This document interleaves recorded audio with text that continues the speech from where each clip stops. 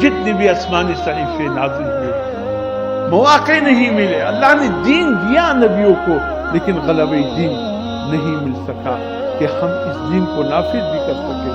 یہ سعادت جناب رسول اللہ صلی اللہ علیہ وسلم کی دین ہے کہ مدینہ جیسی ریاست قائم ہوا، اس ریاست مدینہ میں اللہ کے قرآن کو نافذ کرنے کا بھرپور موقع بھی اللہ نے ہمارے لیے خوبصورت مثال قائم کر کے کہ اگر قرآن کو نافذ کرنا ہو تو کیسے نافذ کرنا ہو، قرآن کے احکامات پر عمل کرنا ہو تو کیسے کرنا ہو، اللہ کے دین کو نافذ کر کے اس پر چلنا ہو تو کیسے چلنا ہو. ریاست مدینہ ہمارے لیے ایک زبردست مثال ہے. یہاں ایک ریاست مدینہ قائم ہے، پھر اللہ پاک نے جو برکتوں کا ظہور کیا، جو صحابہ کرام نے اپنی آنکھوں سے جو کچھ دیکھا، وہ اللہ کے دین کو نافذ کرنے کا سبب.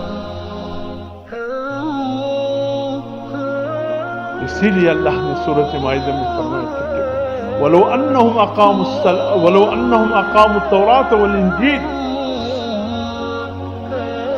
اگر یہ لوگ تورات کو قائم کر لیتے، انجیل کو قائم کر لیتے، لَأَكَلُوا مِنْ فَوْقِهِمْ وَمِنْ تَحْتِ أَرْجُلِهِمْ، یہ آسمانوں سے بھی رزق کو برستے ہوئے اپنی آنکھوں سے دیکھتے، اور پاؤں کے نیچے زمین سے بھی رزق کو زمین کی طرف اٹھتے ہوئے اپنی آنکھوں سے دیکھتے.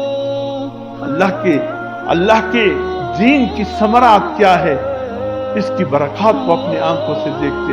چونکہ تورات انجیل نافذ کرنے کے مواقع نہیں ملے، اس لیے دین کی ثمرات سے محروم. صحابہ کرام نے دین کی کچھ ثمرات دیکھے. 700 یا 750 سال یہ مسلمانوں کے عروج کے ایام ہیں. سبحان اللہ، وہ 750 سال مسلمانوں نے جو اللہ کے دین کو عروج دیکھا، قرآن کی نفاذ کے جو برکات دیکھے، سبحان اللہ. کیا یہ واقعات ہوتے رہے بیچ میں، لیکن اللہ کا دین اٹل رہا، قائم رہا. پھر جب ہلاکوں کے الغار ہو گئے بغداد پر، وہ جو مسلمان گرے ہیں آج تک پھر سمجھے نہیں، آج بھی گرے ہوئے ہیں.